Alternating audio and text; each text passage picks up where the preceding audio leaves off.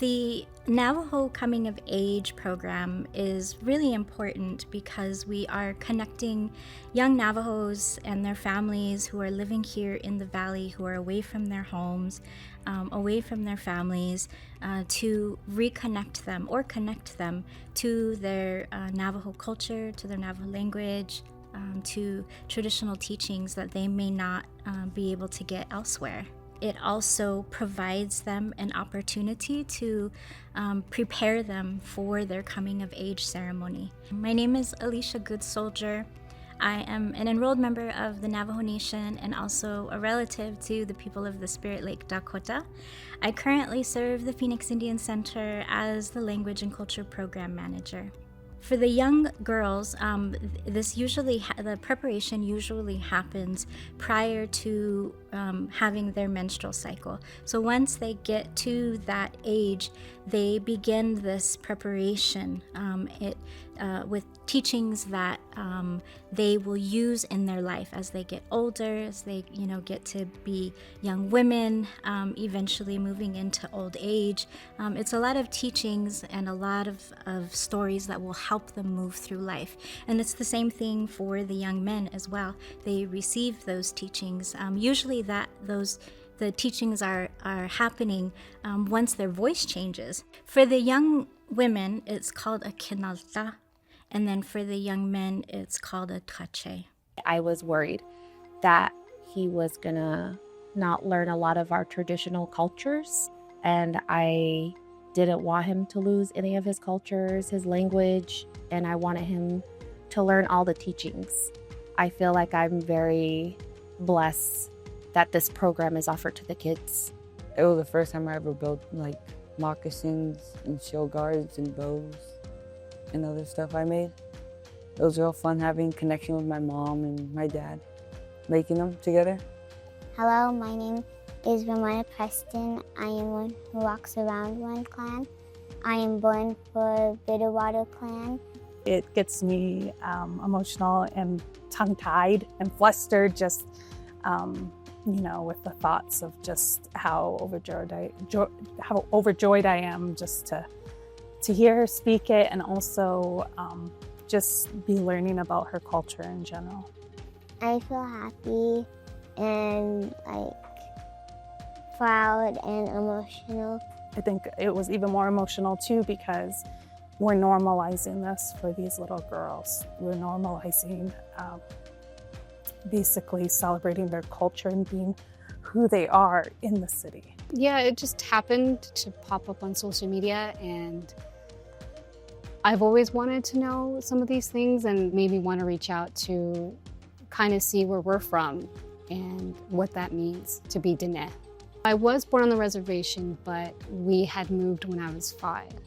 And so ever since then, we grew up in an urban place, and then I joined the military. So I didn't grow up with traditions or anything like that, not even knowing my own language. I want to learn more about my culture and see where I come from. Well, I'm wearing the traditional skirt and the moccasins and a sash belt.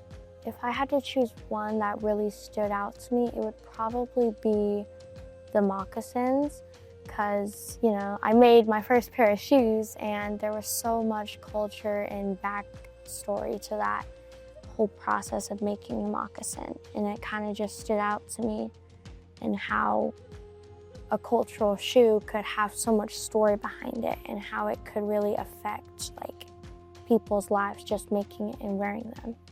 I did not see this coming as far as them creating this type of teaching. I can't thank them enough for giving us the opportunity.